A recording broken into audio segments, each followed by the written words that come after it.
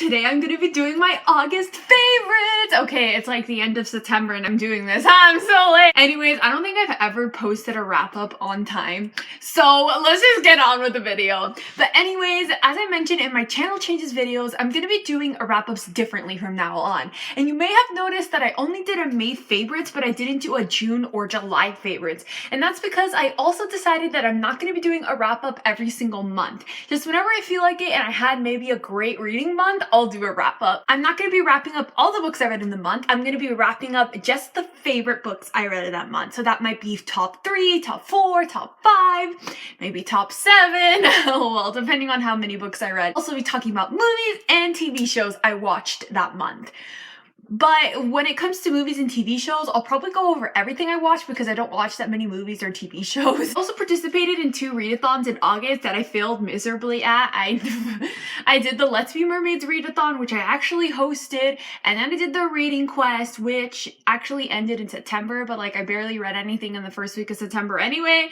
Honestly, I failed miserably at these readathons, so I didn't see the point in making 2 separate wrap-ups, so I'm just gonna talk a little bit about how I did during those readathons in this video. Let's get on to the video. So the first favorite book that I read in August was Want by Cindy Pon. So I actually got to go to the launch party for Want and Mysterious Galaxy. Cindy Pon brought sweets and she talked about her book and I just had the best time. I made a video about that, so I'll leave it up above in a card so you can go check it out. Anyways, I listened to the audiobook for Want and I'm so happy that I did because Cindy asked them to get a narrator that could speak Mandarin to say those few words in Mandarin in the book correctly.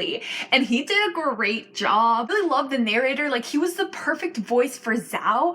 And the book in general was just so good. Like, why isn't everyone reading this book? It's amazing. Cindy Pon described this as like a near future sci-fi.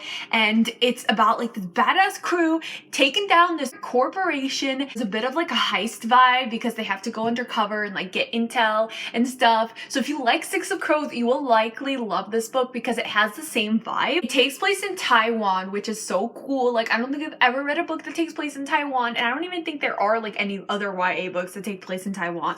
So that was awesome. It takes place in Taipei. The main character Zhao falls in love with the corporation's leader's daughter, and I love the romance. It was kind of like a forbidden romance type thing, and it was super adorable and cute. This book 5 stars. Say what, everyone isn't reading this book yet. It's amazing. Go read it.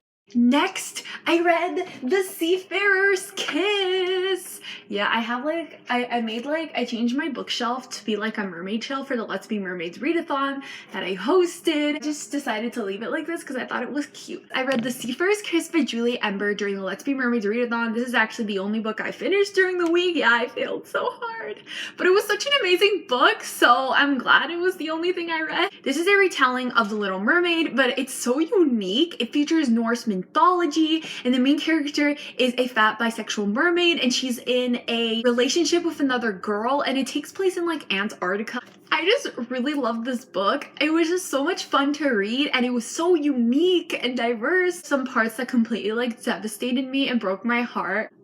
I gave this book 4 stars. I absolutely loved it. If you're looking for a diverse, unique Little Mermaid retelling, definitely check this book out. Oh, also keep in mind it was called out for like some transphobia and some problematic things in this book, so make sure to check out that out first to make sure it won't harm you, and then see if you want to read that book. My next favorite book was Wolf by Ryan Graudin. So I listened to the audiobook for this. So I don't have the physical copy, but the audiobook was so good. This is an alternate history novel that takes place in a world where Nazis won World War II and Hitler is pretty much in control of the world. The main character embarks on this motorcycle race because if she wins the motorcycle race, she can meet Hitler, and her plan is to meet him and assassinate him. For this book being about a race, it wasn't super action-packed. It was actually really slow-paced, and it took me a bit to get into it. It's told through flashbacks in some chapters. Like, there'll be a chapter that's what's happening right now, and then the next chapter will be a flashback to the main character's past. Once I got used to it, I thought it was really awesome. It gave so much insight into the main character and the world in general. I just think this book was done so well, and the ending completely blew me away, so I cannot wait to read the the end of this duology in Blood for Blood. My last favorite book of August was The Absolutely True Diary of a Part-Time Indian by Sherman and Alexie. So I read this for the reading quest, for the challenge of reading a banned book. And I also read Wolf by Wolf for that, for the side quest of reading a book that mentions an animal in the title. Anyways, I loved this book. I also read this for the diversity bingo. This satisfies the challenge of reading a book with an indigenous main character. And the main character is Native American and he lives on a reservation, so it counts for sure. I understand now why this book has won so many awards and people are constantly raving about it because it's so amazing. I listened to the audiobook and it's seriously one of the best audiobooks I have ever listened to. The author narrates the audiobook, so that's probably why, but he's just so funny. Just his voice in general is just so perfect for Junior's voice. It seriously just felt like Junior was narrating the book. Like his voice just was so perfect for this book. This book was hilarious. It's a really short, it's only a 4-hour audiobook, so it took me like a day to read it, and I had so much fun. I was laughing nonstop reading this. It was so much fun to read. I gave this book 5 stars and I highly recommend the audiobook. It was so much fun. Anyways, those are all the books that I loved. Okay, no, I read 9 books in August. Like, I had a great reading month. I just selected my top 4 books that I read and wanted to talk about those. Anyways, now on to movies. First movie I watched in August was Hidden Figures, which is so late. Like, I think this movie came out like so long ago. I don't even remember. But anyways, I'm so happy I finally watched it. I had like a free rental at Redbox, so I chose this movie and it was so fun. I think my favorite thing about this movie is how like 3 black women are the main characters and just like they're just kicking ass at NASA, and it was so empowering to see that. And even though I'm not into science and I'm not really into science and like astronomy and like all the stuff that they talk about in the movie, and also math, physics, oh my god, so much physics in the movie. I'm just like, whoa. Yeah, I'm so not into any of that stuff, but it was just so interesting to watch, like all the behind the scenes of the launch and how much math and everything goes into this thing. Like, I just thought that was so cool, even though I didn't understand anything, but like it was just so much fun to watch. And next, I did a movie marathon with my best friend. We rewatched some of our childhood Disney movies. We rewatched Princess Diaries 1 and 2, which was so much fun.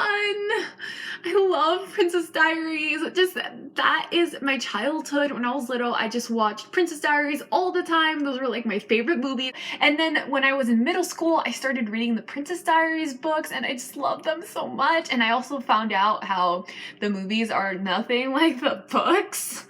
Like, barely. Like, they just changed everything, which just like pisses me off, but I still love the movies and I always will.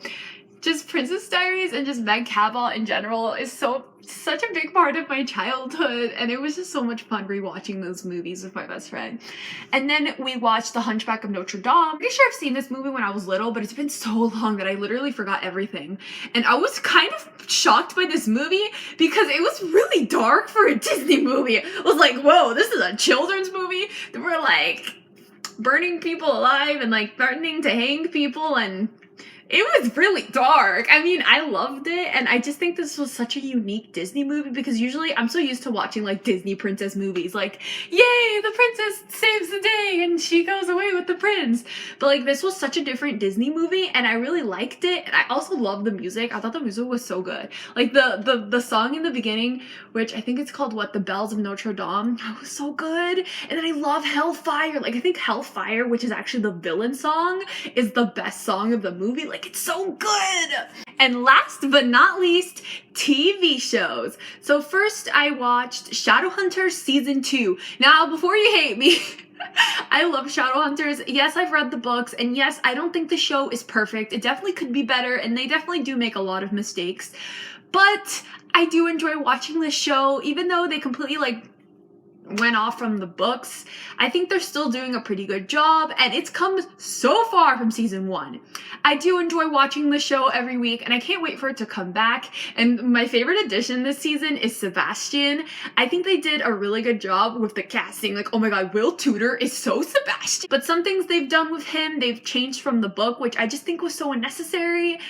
A lot of changes they make on Shadowhunters are just so unnecessary, but whatever, I'm so over it. Last two shows I watched in August, you probably have never heard about them before because they're from Turkey. So anyways, Italy has been buying a bunch of Turkish shows lately. I don't know why, but just like I'm really into them. My family and I have been watching Turkish soap operas and they're just so good. I'm like really into them. They're romantic comedies and also a lot of the actors are really hot, like especially in both of the shows I'm talking about. So the first show I watched is called Cherry Season and it's so good. I already finished it and I'm just so bummed it's over because I just loved it so much. And like the actor who plays the love interest is just so freaking beautiful. His name is Serkan Çayoğlu. I can't say his name, but just look up the show and look up a picture of him because he's so freaking gorgeous.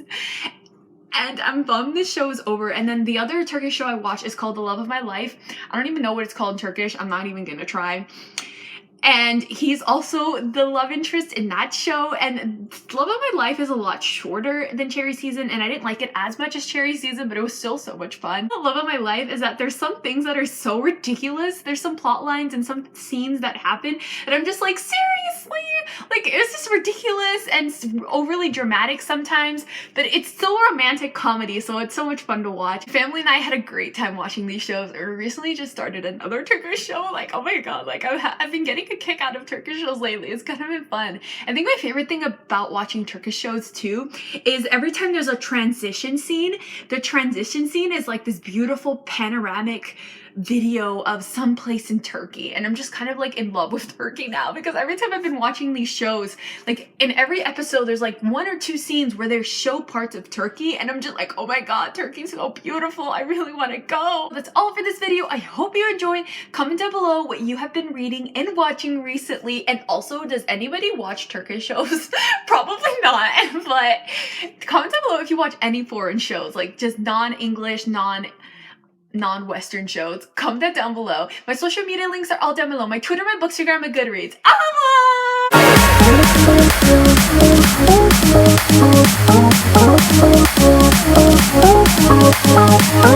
Allah!